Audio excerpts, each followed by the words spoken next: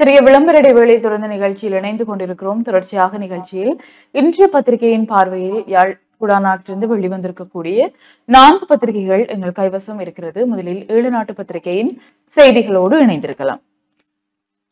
ஈழநாட்டு பத்திரிகையின் இன்றைய பிரதான செய்தியாக அரியாலை சித்துபாத்தியில் மேலும் மனித புதைகுழிகள் அகழ்விற்கு 8 வாரம் தேவை, நீதிமன்றத்தில் சட்ட மருத்துவ அதிகாரி கோரிக்கை. அரியாலை சித்துபாத்தியில் மேலும் மனித புதைகுழிகள் இருக்கலாம் என்பதற்கான சான்றுகள் காணப்படுகின்றன. அகழ்வு பணிகளை மேற்கொள்ள 8 வாரங்கள் தேவை என்று சட்ட மருத்துவ அதிகாரி பிரணவன் மன்றில் அறிக்கை சமர்ப்பித்து கோரிக்கை வைத்துள்ளார் என்பது ஈழநாட்டு பத்திரிகையின் பிரதான செய்தியாக காணப்படுகிறது. அதனைத் தொடர்ந்து ஏனைய முற்பக்க செய்திகளுக்குள் புகைப்படம் தாங்கிய செய்திகளாக செஞ்சோலை படுகொலை நேற்று நினைவேந்தப்பட்டது என்ற ஒரு செய்தியும், 1391 சுற்றுலா பயணிகளுடன் யாழ் வருகிறது சொகுசு கப்பல் என்ற ஒரு செய்தி, குறிப்பாக அது இந்தியாவிலிருந்து இந்த கப்பல் வருகிறதாக இந்த செய்தி காணப்படுகிறது. அதனைத் தொடர்ந்து கட்டமிடப்பட்ட செய்திகளாக போலீஸ் துறையை தூய்மைப்படுத்துவேன் போலீஸ் மா அதிபர் என்ற ஒரு செய்தி, போலீஸ் துறையில் சில குறைகள் காணப்படுகின்றன, அவற்றை தூய்மைப்படுத்த வேண்டிய பொறுப்பு உள்ளது, அதற்கான நடவடிக்கைகளை நான் எடுப்பேன் என்று போலீஸ் மா அதிபராக பதவியேற்று பிரியந்த வீரசூரிய தெரிவித்துள்ளார் என்று இந்த செய்தி காணப்படுகிறது. தொடர்ந்து புதைகுழி அகழ்வு பணிகளில் சர்வதேச நிபுணத்துவம் தேவை, நீதிமன்றில் சுமந்திரன் சுட்டிக்காட்டு என்ற ஒரு செய்தியும், மாகாண சபை தேர்தல் அரசாங்கத்தின் நடவடிக்கைக்கு முழு ஒத்துழைப்பும் வழங்குவோம் தேர்தல் ஆணைக்குழு அறிவிப்பு என்ற செய்திகளும் இங்கு காணக்கூடியதாக இருக்கிறது. ஹர்த்தால் தொடர்பாக ஒரு செய்தி இங்கு பிரசுரிக்கப்பட்டிருக்கிறது. ஹர்த்தாலை புறக்கணிக்க கோருகிறது சிவசேனை.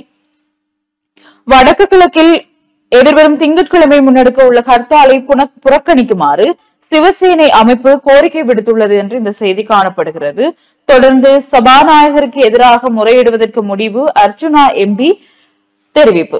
பாராளுமன்றில் 8 நாட்களாக மைக்ரோபோனை அணைத்து தனது உரையை இடைமறித்து முடக்கம் ஏற்படுத்தியமை தொடர்பில் சபாநாயகருக்கு எதிர்வரும் 21ஆம் தேதி பாராளுமன்றங்களுக்கு இடையிலான ஒன்றியத்தில் இன்டர்பார்லிமெண்டரி யூனியனில் முறைப்பாடு அளிக்க உள்ளதாக யாழ் மாவட்ட பாராளுமன்ற உறுப்பினர் அர்ச்சுனா தெரிவித்துள்ளார் என்று இந்த செய்தி காணப்படுகிறது. இவை ஈழநாட்டு பத்திரிகையின் முற்பக்க செய்திகளாக இருக்கிறது.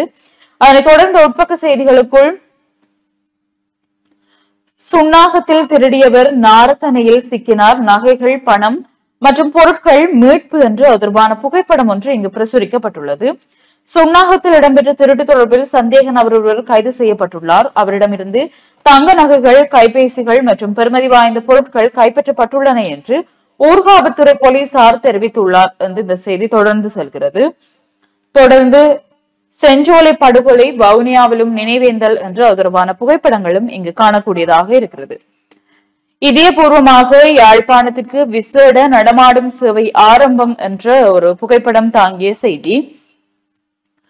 கிளீன் ஸ்ரீலங்கா செயல் திட்டத்தின் கீழ் ஜனாதிபதி செயலகம், வடக்கு மாகாண சபை, யாழ்ப்பாண மாவட்ட செயலகம், பருத்தித்துறை, கரவட்டி, மருதங்கணி பிரதேச செயலகங்கள் இணைந்து நடாத்தும் இதயபூர்வமாக யாழ்ப்பாணத்திற்கு விசேட நடமாடும் சேவை ஆரம்ப நிகழ்வு யாழ்ப்பாண மாவட்ட செயலர் மருதலிங்கம் பிரதீபன் தலைமையில் நேற்று வியாழக்கிழமை பருத்தித்துறை வேலாயுதம் மகா வித்தியாலயத்தில் நடைபெற்றது என்று இந்த செய்தியும் தொடர்ந்து செல்கிறது.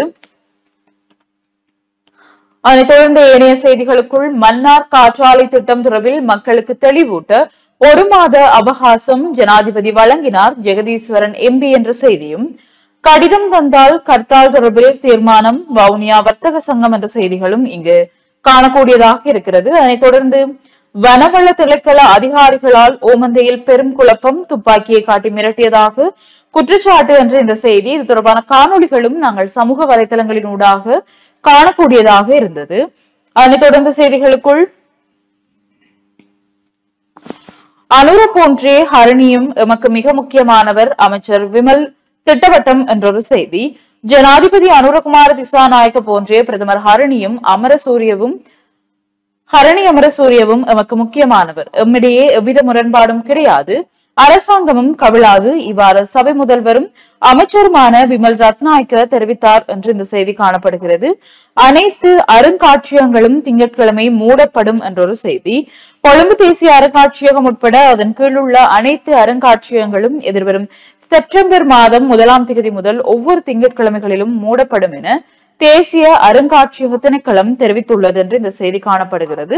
அதனைத் தொடர்ந்து ஒரு செய்தி, கஞ்சா பயிற்சியை அனுமதிப்பது நாட்டை பின்னோக்கி கொண்டு செல்லும் போதைப்பொருள் தகவல் நிலையம் சுட்டிக்காட்டு ஒரு செய்தி காணப்படுகிறது. குறிப்பாக கஞ்சா பயிற்சியை தொடர்பாக வந்திருக்கக்கூடிய செய்திக்கு எதிராக இந்த செய்தி காணப்படுகிறது.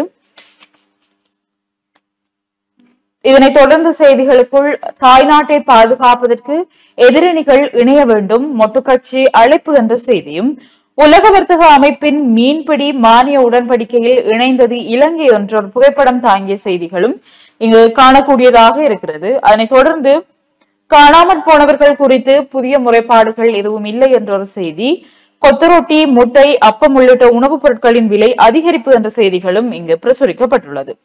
முட்டை மற்றும் பிற மூலப்பொருட்களின் விலை குறைந்திருந்தாலும் கொத்தரொட்டி, அப்பம், முட்டை மற்றும் முட்டை சார்ந்த உற்பத்தி பொருட்கள் மற்றும் உணவுப் பொருட்களின் விலைகளும் மிக அதிகமாக காணப்படுவதாக நுகர்வோர் கவலை வெளியிட்டுள்ளனர். இதனிடையே ஒரு முட்டையின் விலை ரூபாய் 29 முதல் 39 வரை விற்பனை செய்யப்படுகிறது. இந்த நிலையில் பல்வேறு உணவகங்களில் கொத்தரொட்டியின் விலை மிக அதிகமாக இருப்பதாகவும், முட்டை, அப்பம் மற்றும் முட்டை ரொட்டியின் விலை சமமாகவும் அதிகமாகவும் இருப்பதாக நுகர்வோர் விசனம் தெரிவித்துள்ளனர். எனவே உடனடியாக நுகர்வோர் அதிகார சபை தலையிட்டு மக்களுக்கு சலுகை திட்டங்களை வகுக்க வேண்டும் என நுகர்வோர் கோரிக்கை விடுத்துள்ளனர் என்று இந்த செய்தி காணப்படுகிறது. அதனைத் தொடர்ந்து ஏனைய செய்திகளுக்குள், கைவிடப்பட்டிருந்த மீனவர் ஓய்வூதிய திட்டம் மீண்டும் என்றொரு செய்தி, ஜப்பானில் வேலை தருவதாக பெருந்தொகை பணம் மோசடி, தப்பியோடிய பெண் என்ற செய்தியும் இங்கு பிரசுரிக்கப்பட்டுள்ளது. ராஜபக்சர்களுடன் அரசுக்கு ஒப்பந்தம், ஐக்கிய மக்கள் சக்தி குற்றச்சாட்டு என்ற ஒரு தலைப்பில் ஒரு செய்தி, ராஜபக்சர்கள் தவறானவர்கள் அல்லர் என்ற மக்களுக்கு கூறுவதை போன்ற செயல்பாடுகளையே தற்போதைய அரசாங்கம் முன்னெடுத்து வருகிறது. இது ஜேவிபிக்கும் ராஜபக்சர்களுக்கும் இடையிலான அரசியல் ஒப்பந்தம் ஆகும். இந்த கூட்டணியை தோற்கடிப்பதற்காக அரசியல் போராட்டத்தை ஐக்கிய மக்கள் சக்தி விரைவில் ஆரம்பிக்கும் என பாராளுமன்ற உறுப்பினர் சமிந்த விஜயஸ்ரீ தெரிவித்துள்ளார் என்று இந்த செய்தி காணப்படுகிறது. இதனைத் தொடர்ந்து கிழக்கு மாகாண செய்திகளுக்குள், சட்டவிரோத செயல்களை முற்றாக ஒழிக்க தீர்மானம், பொதுமக்கள் பாதுகாப்பு அமைச்சர்.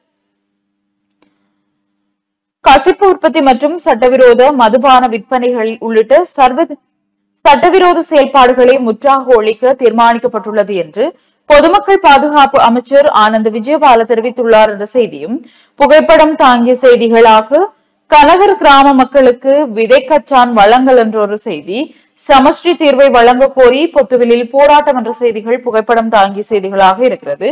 அதனைத் தொடர்ந்து கட்டமிடப்பட்ட செய்திகளாக, ஊடகவியலாளர்களுக்கு அனுமதி மறுப்பு என்ற ஒரு தலைப்பில் ஒரு செய்தி, மட்டக்களப்பு மாவட்ட செயலகத்தில் நேற்று முன்தினம் நடைபெற்ற மாவட்ட அபிவிருத்தி மீளாய்வு கூட்டத்திற்கு செய்தி சேகரிக்க சென்ற ஊடகவியலாளர்களுக்கு அனுமதி மறுக்கப்பட்டுள்ளது என்று இந்த செய்தி காணப்படுகிறது. தொடர்ந்தும் பிரச்சனைகளுக்கு காலம் தாழ்த்தாது உடனடி தீர்வை வழங்க வேண்டும் என்ற ஒரு தலைப்பில் காரதீவு தொடர்பாக இந்த செய்தி காணப்படுகிறது. கடையடைப்பு போராட்டத்திற்கு முன்னணி ஆதரவு தர வேண்டும் அப்படின்ற ஒரு செய்தி இங்கு காணக்கூடியதாக இருக்கிறது. கடையடைப்பு போராட்டத்திற்கு முஸ்லிம் காங்கிரஸ் ஆதரவு தர வேண்டும், தமிழரசு கட்சி கோரிக்கை என்றவாறு இந்த செய்தி காணப்படுகிறது. இவை கிழக்கு மாகாண செய்திகளாக இருக்கிறது. அதனைத் தொடர்ந்து உலக செய்திகள் பக்கத்தில் காணக்கூடிய செய்திகளாக, பேரழிவு நிகழப்போகிறது, காசாவை கைப்பற்றும் இஸ்ரேலின் திட்டத்திற்கு பிரான்ஸ் கடும் எதிர்ப்பு. காசாவை கைப்பற்றும் இஸ்ரேலின் திட்டம் என்பது நடக்கவிருக்கும் ஒரு பேரழிவு என்று பிரான்ஸ் ஜனாதிபதி இமானுவேல் மேக்ரோன் எச்சரித்துள்ளார். இது முடிவில்லாத போரை நோக்கி நகர்த்தும் என்றும் அவர் தெரிவித்துள்ளார் என்று இந்த செய்தி காணப்படுகிறது. இந்தியாவிடம் பிரம்மோஸ் உள்ளது, பாகிஸ்தான் பிரதமரின் மிரட்டலுக்கு அசாதுதீன் எம்பி பதிலடி என்றொரு செய்தி. ஆபரேஷன் சிந்தூர் நடவடிக்கையின் போது F-16 விமானம் சுட்டு வீழ்த்தப்பட்டதா, பாகிஸ்தானிடம் கேட்குமாறு அமெரிக்கா பதில் என்ற செய்திகளும், சீனா மீதான வரி விதிப்பு மேலும் 90 நாட்கள் நிறுத்தி வைப்பு என்ற செய்திகளும் உலக செய்திகள் பக்கத்தில் காணக்கூடியதாக இருக்கிறது. அதனைத் தொடர்ந்து அகதிகள் படகு கடலில் கவிழ்ந்து 20 பேர் பலி என்ற செய்தியும், இந்தியா பாகிஸ்தானுடனான எங்கள் உறவு நன்றாக உள்ளது, அமெரிக்க வெளிவிவகாரத்துறை என்ற செய்திகள் உலக செய்திகள் பக்கத்தில் பிரசுரிக்கப்பட்டிருக்கிறது. அதனைத் தொடர்ந்து இறுதிப்பக்க செய்திகளுக்குள்,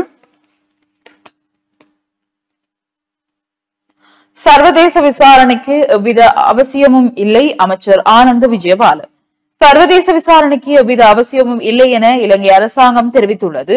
ஐக்கிய நாடுகளின் மனித உரிமைகள் பேரவையின் ஆணையாளர் வால்கர் ட்ரக் வெளியிட்ட அறிக்கை குறித்து பதிலளித்த போது பொதுமக்கள் பாதுகாப்பு அமைச்சர் ஆனந்த விஜயபால இதனை தெரிவித்துள்ளார் என்று இந்த செய்தி காணப்படுகிறது. குறிப்பாக நேற்றைய தினம் பத்திரிகைகளில் பார்த்திருக்கக்கூடிய பிரதான செய்தியாக இந்த ஐக்கிய நாடுகள் மனித உரிமை பேரவையின் ஆணையாளர் வால்கர் ட்ரக் தெரிவித்திருக்கக்கூடிய கருத்திற்கு அமைச்சர் ஆனந்த விஜயபால இந்த கருத்தை தெரிவித்திருக்கிறார் என்று குறிப்பிடப்பட்டிருக்கிறது. அதனைத் தொடர்ந்து வலிவடக்கில் விவசாயம் செய்ய அனுமதியுங்கள் மேல்குடியேற்ற சங்கத்தினர் கோரிக்கை என்ற செய்தியும், இலங்கைக்கு வருகை தரும் இந்திய அரசியல்வாதிகள் என்ற தலைப்பில் ஒரு கட்டமிடப்பட்ட செய்தி, இலங்கையில் இடம்பெற உள்ள தனியார் நிகழ்வொன்றில் கலந்து கொள்ள இந்தியாவின் முக்கிய அரசியல்வாதிகள் மற்றும் சினிமா நட்சத்திரங்கள் வருகை தர உள்ளதாக அறிவிக்கப்பட்டுள்ளது என்று இந்த செய்தி தொடர்ந்து செல்கிறது. முல்லை நீராவியடி பிள்ளையார் ஆலய பகுதியில் புதிய பெயர் பலகைக்கு தடை என்ற செய்தியும், துறைமுகத்தில் தேங்கியுள்ள 400 கொள்கலன்கள் உப்பு விடுவிக்குமாறு கோரிக்கை என்ற செய்திகள் இங்கு காணக்கூடியதாக இருக்கிறது. இவைதான் இன்று புலந்திருக்கக்கூடிய இளநாட்டு பத்திரிகையின் முக்கியமான செய்திகளும்.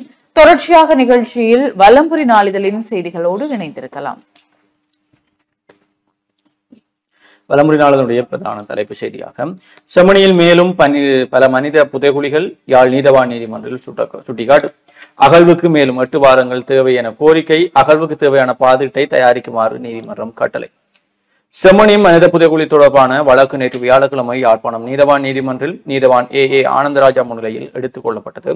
இதன்போது செம்மணி பகுதியில் மேலும் பல மனித புதைகுழிகள் இருக்கலாம் என்பதற்கான சான்றுகள் காணப்படுவதாகவும், மேலும் அகழ்வு பணிகளை மேற்கொள்வதற்கு 8 வார காலப்பகுதி தேவைப்படுவதாக மன்றில் கோரிக்கை முன்வைக்கப்பட்டதை அடுத்து அதற்கான ஏற்பாடுகளை மேற்கொள்ள மன்று கட்டளையிட்டிருக்கிறது. மேலும் 2ஆம் கட்ட அகழ்வு பணிகளுக்காக நீதிமன்றம் 45 நாட்கள் அனுமதி வழங்கியுள்ள அதேவேளை கடந்த 6ஆம் தேதி வரையில் 32 நாட்கள் முன்னெடுக்கப்பட்ட போதும் தற்போது பணிகள் தற்காலிகமாக இடைநிறுத்தப்பட்டுள்ள நிலையில் அவற்றின் 3ஆம் பகுதி பணிகள் எதிர்வரும் 22ஆம் தேதி மீள ஆரம்பிக்கப்பட உள்ளதாகவும் 20ஆம் தேதி மேலும் அகழ்வு பணிகள் மேற்கொள்ளப்பட உள்ள பகுதிகளில் துப்புரவு பணிகள் மேற்கொள்ள உள்ளதாகவும் தெரிவிக்கப்பட்டது. அதன்போது செம்மணியில் மேலும் மனித புதைகுழிகள் இருப்பதற்கான சான்றுகள் காணப்படுவதால் தற்போது அனுமதி வழங்கப்பட்டுள்ள காலத்துக்கு மேலதிகமாக மேலும் 8 வார காலப்பகுதி தேவைப்படுவதாக மன்றில் தெரிவிக்கப்பட்டதை அடுத்து அதற்கான பாதீடுகளை தயாரித்தல் உள்ளிட்ட நடவடிக்கைகளை மேற்கொள்ளுமாறு மன்று கட்டளையிட்டது. அதேவேளை கடந்த 6ஆம் தேதி வரையில் கட்டம் கட்டமாக 41 நாட்கள் முன்னெடுக்கப்பட்ட அகழ்வு பணிகளின் போதும் 133 எலும்புக்கூட்டு தொகுதிகள் முற்றாக அகழ்ந்து எடுக்கப்பட்டுள்ளதுடன் 147 எலும்புக்கூட்டு தொகுதிகள் அடையாளம் காணப்பட்டிருந்தமை குறிப்பிடத்தக்கது என்று அந்த செய்தி காணப்படுகிறது. ஏனைய முற்பக்க செய்திகளுக்குள் கடமிடப்பட்ட செய்திகளாக ஸ்கேன் அறிக்கை மன்றில் சமர்ப்பிப்பு. செம்மணி மனித புதைகுழியின் ஸ்கேன் அறிக்கை யாழ்ப்பாணம் நீதவான் நீதிமன்றில் நேற்று சமர்ப்பிக்கப்பட்டது. எதிர்வரும் 22ஆம் தேதி செம்மணி அகழ்வு. யாழ்ப்பாணம் செம்மணி மனித புதைகுழி அகழ்வு எதிர்வரும் 22ஆம் தேதி ஆரம்பமாகும் என யாழ்ப்பாணம் நீதவான் நீதிமன்றம் அறிவித்திருக்கிறது என்ற செய்தி. அதே போல செஞ்சோலை படுகொலையின் 19ஆம் ஆண்டு நினைவேந்தல் என்ற புகைப்படம் தாங்கிய செய்தியும் பிரசுரிக்கப்பட்டிருக்கிறது.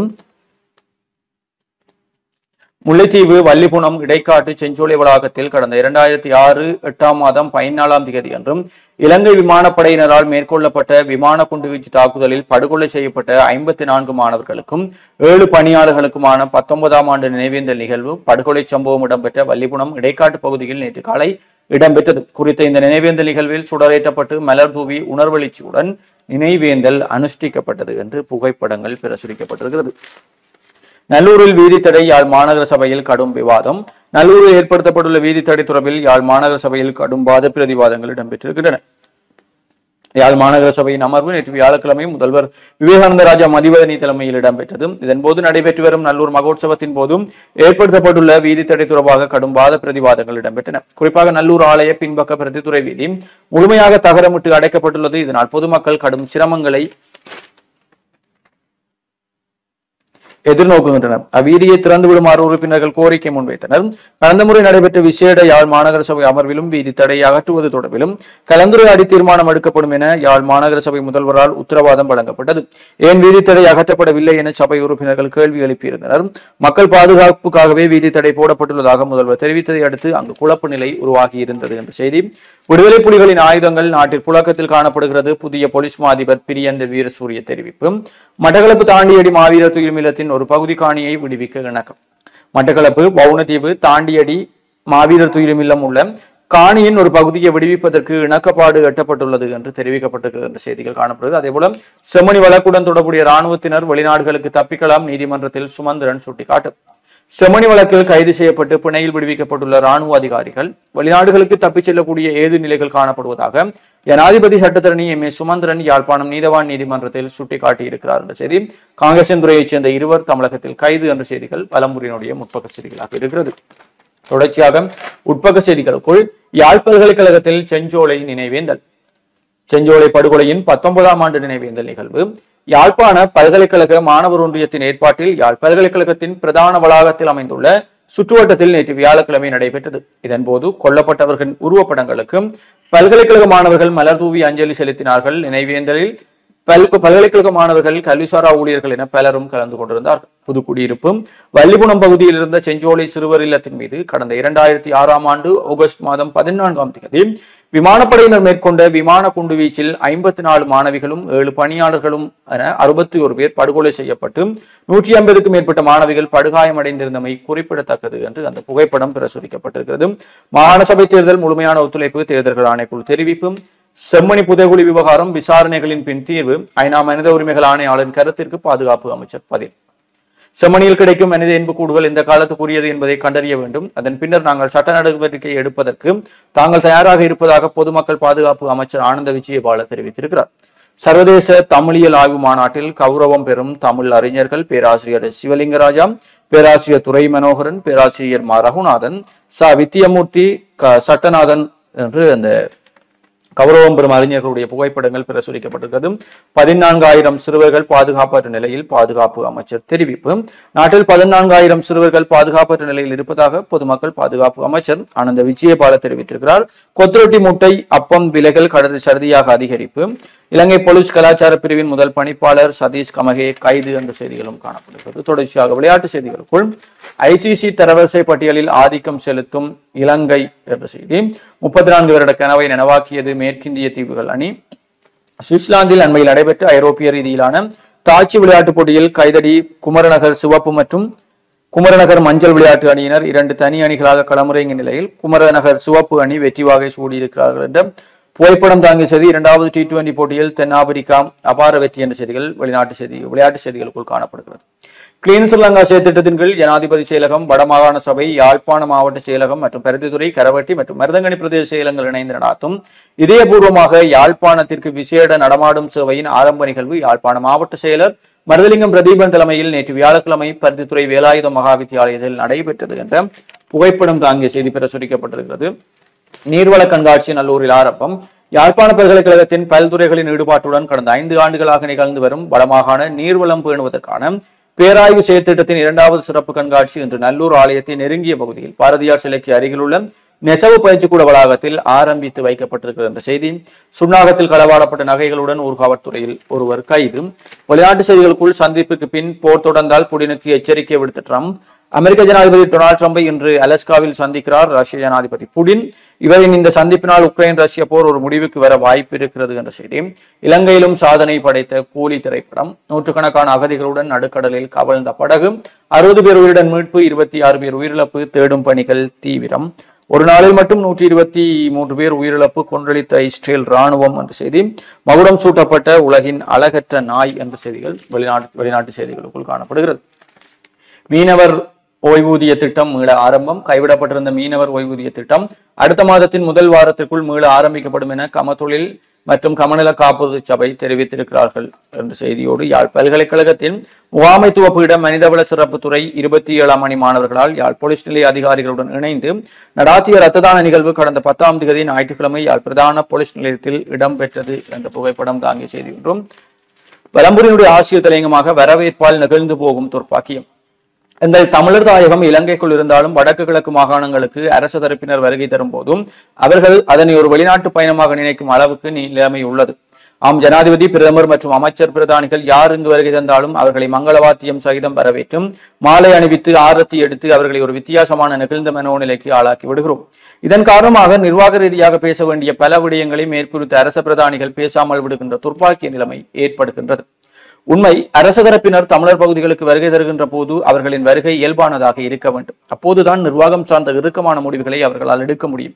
மாறாக எங்கள் தமிழர் பகுதிகளில் இருக்கக்கூடிய பிரச்சனைகளை பேச வருகின்ற அரச தரப்புக்கும் நாம் ஆலாவரணம் செய்ய அவர்கள் அதில் லயித்து எந்த பிரச்சனைகளையும் குறைபாட்டையும் பேசாமல் நயத்தக்க நாகரீகம் பேணுகின்றனர். இதன் காரணமாக அரச பணியின் பொருட்டு வருகின்ற மந்திரி பிரதானிகளை வாளாஜ பயன்படுத்துகின்ற காரியங்களில் சம்பந்தப்பட்ட திணைக்களங்கள் தீவிரம் காட்டுகின்றன. அதன் பின்னணியிலேயே மங்களவாத்தியம், மாலை, மரியாதை, ஆராத்தி என்ற படோபகரம் தொடர்ந்து நடந்துள்ளது. உண்மையில் இவை எங்கள் நிர்வாகத்தை கடுமையாக பாதிக்க செய்கின்ற விடயங்களாகும். அதே நேரம் தென்பகுதியில் இவ்வாறான படோகபாரங்கள் அரச தரப்பினருக்கு இடம்பெறுவதில்லை. அதன் காரணமாக அங்கு ஒரு சிறந்த முகாமைத்துவ சிந்தனையோடு கூடிய கலந்துரையாடல்கள் சாத்தியமாகின்றன. அத்தகைய கலந்துரையாடல்கள் அங்கு மிகச்சிறந்த விளைவுகளை கொடுத்ததையும் காண முடிகிறது. எனவே அரச பிரதானிகள் எங்கனம் தென்பகுதியில் நிர்வாகம் சார்ந்த விஜயங்களை மேற்கொள்கிறார்களோ அதுபோல தமிழர் பிரதேசங்களில் வரவேற்பு கலாச்சாரங்களை தவிர்த்து சலசலப்பட்ட நிலையில் நிர்வாக விடயங்கள் குறித்த கலந்துரையாடல்களை செய்ய வேண்டும். அதுவே இலக்கை அடைவதற்கான உயரிய வழி என்று வலம்புரியுடைய ஆசிரியர் தலைங்கும். தொடர்ச்சியாக உள்நாட்டு செய்திகளுக்குள், இலங்கையின் பொருளாதார மீழ்ச்சி எதிர்பார்த்ததை விட அதிகம். மத்திய வங்கி ஆளுநர் நந்தலால் வீரசிங்க 400 கொள்கலன் உப்பு துறைமுகத்தில் தேக்கம் விடுவிக்குமாறு கோரிக்கை. ரூபாய் 40 மில்லியன் பெறுமதியான புஷ் போதைப் பொருள் மீட்பு, ஒருவர் கைது. அஸ்வசம பயனாளிகளுக்கான உதவித்தொகை இன்று வரவு வைக்கப்படும் என்ற செய்தியும் காணப்படுகிறது. இதுதான் வலம்புரியினுடைய முக்கிய செய்திகளாக இருக்கிறது. தொடர்ச்சியாக உதயன் நாளிதழின் செய்திகளோடு இணைந்திருக்கிறோம்.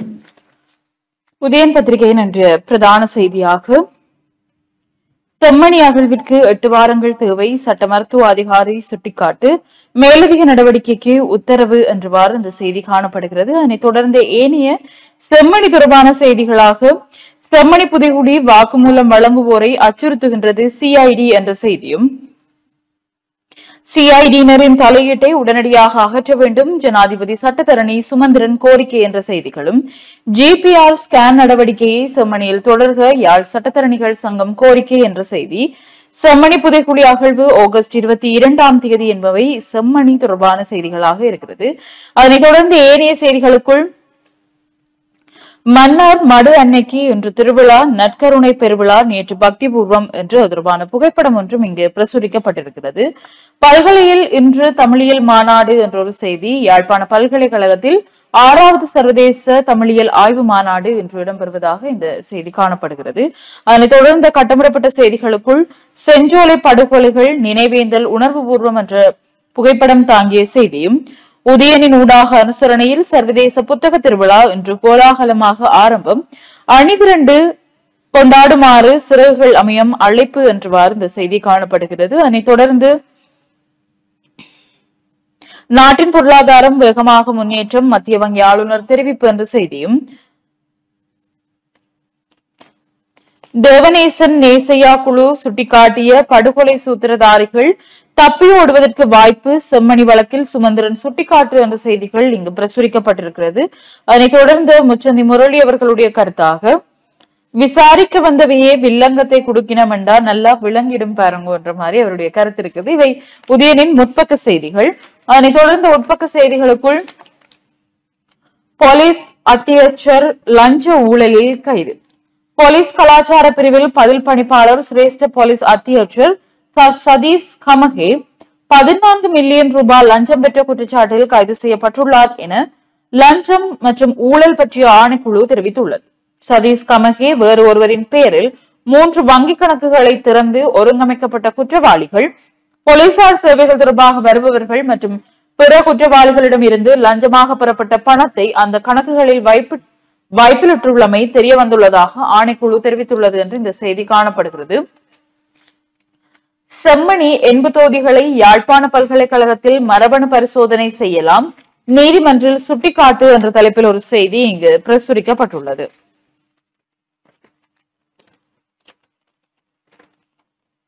படுகொலைக்கு நீதி வேண்டி புங்குடுதீவு யாழ் இடையே தனியார் பேருந்து புறக்கணிப்பு என்ற ஒரு செய்தி, இந்த மாதம் 10ஆம் தேதி தனது வீட்டிலிருந்த வேளை படுகொலை செய்யப்பட்ட ஐயாத்துறை அற்புத ராசாவின் படுகொலைக்கு நீதி வேண்டியும் கொலையாளிகளை விரைந்து கைது செய்ய கோரியும் புங்குடுதீவு தனியார் பேருந்து சேவை சங்கம் இன்று வெள்ளிக்கிழமை பணி புறக்கணிப்பில் ஈடுபட்டுள்ளது என்று இந்த செய்தி காணப்படுகிறது.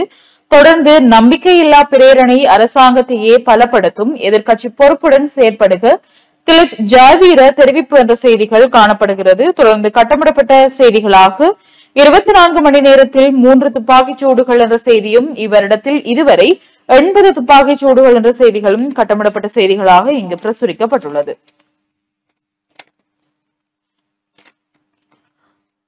இலங்கை வங்கி ஊழியர்கள் யாழ்ப்பாணத்தில் போராட்டம் என்ற தலைப்பில் ஒரு செய்தி. அதனைத் தொடர்ந்து மனித உரிமை மீறல்கள் அமெரிக்கா கடும் கவலை என்ற தலைப்பில் ஒரு செய்தி இங்கு காணப்படுகிறது. கட்டமிடப்பட்ட ஒரு செய்தியாக சாக்லேட் திருடிய முதியவர் அடித்து கொலை. கடையில் இருந்து சாக்லேட் திருடினார் என தாக்கப்பட்டு மருத்துவமனையில் சேர்க்கப்பட்ட 67 வயதுடைய நபர் ஒருவர் உயிரிழந்துள்ளார். இந்த சம்பவம் தொடர்பாக கடையின் உரிமையாளர் மற்றும் உதவியாளரை போலீசார் கைது செய்துள்ளனர். அவர்கள் அந்த நபரை தங்கள் கடைக்கு அழைத்து சென்று தாக்கினர் என விசாரணையில் தெரிய வந்துள்ளதாக போலீஸ் ஊடக பிரிவு தெரிவித்துள்ளது. பிள்ளையானின் துப்பாக்கிதாரி கைது என்ற தலைப்பில் ஒரு செய்தியும் இங்கு பிரசுரிக்கப்பட்டிருக்கிறது.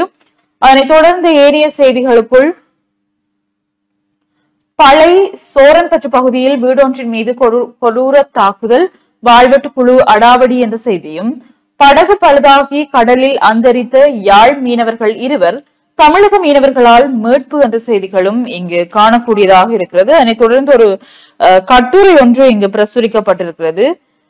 தேமதுர தமிழோசை உலகமெல்லாம் என்று மைதிலி விசாகரூபன் அவர்களுடைய கட்டுரை ஒன்று இங்கு பிரசுரிக்கப்பட்டிருக்கிறது. யாழ்ப்பாண பல்கலைக்கழக தமிழ் துறையின் 6வது அனைத்துலக தமிழியல் ஆய்வு மாநாட்டில் கௌரவிக்கப்பட உள்ள ஆளுமைகள் என்ற தலைப்பில் அந்த ஆளுமைகளுடைய புகைப்படமும் அவர்களுடைய வரலாறுகளும் இங்கு பொறிக்கப்பட்டிருக்கிறது. அதனைத் தொடர்ந்த இறுதிப்பக்க செய்திகளுக்குள் கிளீன் ஸ்ரீலங்கா செயற்திட்டத்தின் இதயபூர்வமாக யாழுக்கு நடமாடும் சேவை ஆரம்பம் என்று நாங்கள் ஏலவே விரிவாக பார்த்த செய்தி. பாலஸ்தீனத்திற்கு ஆதரவாக கொழும்பில் இன்று பேரணி என்ற செய்தியும், ஊர்காவல்துறையில் சுன்னாகத்தில் களவாடப்பட்ட நகைகளுடன் ஒருவர் கைது என்று நாங்கள் ஏலவே விரிவாக பார்த்த செய்திகள் தான் இவைதான் உதயன் பத்திரிகையின் இன்றைய பிரதான செய்திகளாக இருக்கிறது. அதனைத் தொடர்ந்து தினக்குரல் நாளிதழின் செய்திகளோடு இணைந்திருக்கலாம்.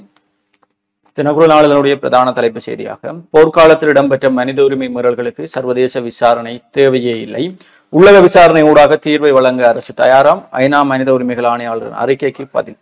சர்வதேச விசாரணை நடத்த வேண்டிய எந்த ஒரு அவசியமும் இல்லை, போர்க்காலத்தில் இடம்பெற்ற மனித உரிமை மீறல்களுக்கு உள்ளக விசாரணை ஊடாக தீர்வினை பெற்றுக் கொடுக்க அரசாங்கம் திடமாக உள்ளது என பொதுமக்கள் பாதுகாப்பு அமைச்சர் ஆனந்த விஜயபால கூறியிருக்கிறார் என்ற செய்தி. தலைப்பு செய்தி. பளை சேரன்பட்டு பிரதேசத்தில் வன்முறை கும்பல் அட்டூழியம், பொருட்கள் வாகனங்கள் சேதம். செம்மணி மனித புதைகுழி அகழ்வு 22ஆம் தேதி ஆரம்பம், 8 வாரங்களுக்கு அகழ்வை நடாத்த நீதிமன்றம் கட்டளை. செம்மணி மனித புதைகுழி விவகாரம் சாட்சிகளை அச்சுறுத்திய குற்றப்புலனாய்வு பிரிவு. யாழ் செம்மணி மனித புதைகுழி தொடர்பில் வாக்குமூலம் பெறுவதற்காக குற்றப்புலனாய்வு திணைக்கள சாட்சிகள் சிலரை வரவழைத்து அச்சுறுத்தி இருக்கிறார். குறித்த விடயம் மன்றின் கவனத்திற்கு கொண்டு வரப்பட்டுள்ள நிலையில் வெளியில் வைத்து சாட்சியங்களை பதிவு செய்யுமாறு நீதவான் கட்டளை தெரியப்படுத்தியதை அடுத்து பொதுவெளியில் வைத்து சாட்சியங்களை பெற்றுக் கொள்வதற்கு நீதவான் கட்டளை பிறப்பித்தார். இந்நிலையில் செம்மணி புதைகுழி விசாரணைகளிலிருந்து குற்றப்புலனாய்வு திணைக்களத்தை அகற்றுமாறு ஜனாதிபதி சட்டத்தரணி M.A. சுமந்திரன் மன்றிடம் விண்ணப்பம் ஒன்றினை முன்வைத்திருக்கிறார். செம்மணி புதைகுழி விவகாரம் தொடர்பில் அகழ்வு பணிகள் இடம்பெறும் சம நேரத்தில் குற்றப்புலனாய்வு திணைக்களத்தினால் புலன் விசாரணைகள் மேற்கொள்ளப்பட்டு வருகின்றன. ஆரம்பத்திலே இதற்கு எதிர்ப்பு ஏதும் இல்லாத போதும் நேற்றைய தினம் செம்மணி வழக்கு விசாரணைகள் எடுத்துக் கொள்ளப்பட்ட போது இதற்கு கடும் எதிர்ப்பு தெரிவிக்கப்பட்டது.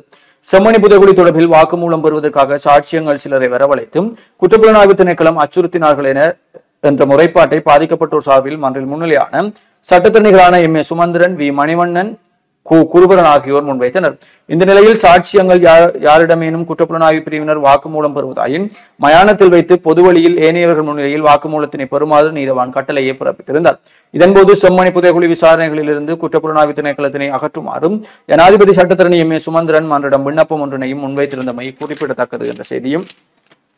எபனேசன் நேசைய அறிக்கையில் பெயர் குறிப்பிடப்பட்டுள்ள இராணுவ அதிகாரிகள் நாட்டை விட்டு வெளியேறுவதற்கு தடை விதியுங்கள், ஜனாதிபதி சட்டத்தரணி சுமந்திரன் கோரிக்கை. சுன்னாகத்தில் திருடிய நகைகளுடன் நாரந்தனையில் சந்தேக நபர் கைது. செஞ்சொலை படுகொலையின் 19ஆம் ஆண்டு நினைவேந்தல் என்ற புகைப்படம் தாங்கி செய்தி. செம்மணியில் மீட்கப்பட்ட எலும்புக்கூட்டு தொகுதிகள் மீதான DNA பரிசோதனைக்கு நிபுணத்துவம் மிகவும் அவசியம் என்ற செய்தியும். கொக்குலாய் பாலத்தை அமைக்க ஜனாதிபதி அனுர பச்சை கொடி என்ற செய்தி. பாதாள உலக குழுக்களுடன் அரசியல்வாதிகளுக்கும் தொடர்பு, சட்ட நடவடிக்கைகள் விரைவில் என்ற செய்திகள் தினக்குடைய முற்பக்க செய்திகளாக இருக்கிறது. தொடர்ச்சியாக உட்பக்க செய்திகளுக்குள் ஆதன வரியை குறைக்க முடியாது, வவுனியா மாநகர சபை அமர்வில் தீர்மானம் என்ற செய்தியும். தினக்குரலுடைய குரல் பதிப்பாக கேளிக்கை மையங்களாகும் ஆலய திருவிழாக்கள் என்ற தலைப்பிலே குரல் பதிப்பு ஒன்றும், அனைத்துலக தமிழராய்ச்சி மாநாட்டு காட்சிகள் யாழில் என்ற புகைப்படம் தாங்கிய செய்தி ஒன்றும், கிளீன் ஸ்ரீலங்கா செயற்திட்டத்தின் கீழ் பருத்தித்துறையில் நேற்று ஆரம்பிக்கப்பட்டு வைத்த நடமாடும் சேவையின் ஆரம்ப நிகழ்வு என்ற புகைப்படம் தாங்கிய செய்தி. அதேபோல யாழ் பல்கலைக்கழகத்தில் இடம்பெற்ற செஞ்சொலை படுகொலை நினைவேந்தல் என்ற புகைப்படங்களும் பிரசுரிக்கப்பட்டிருக்கிறது.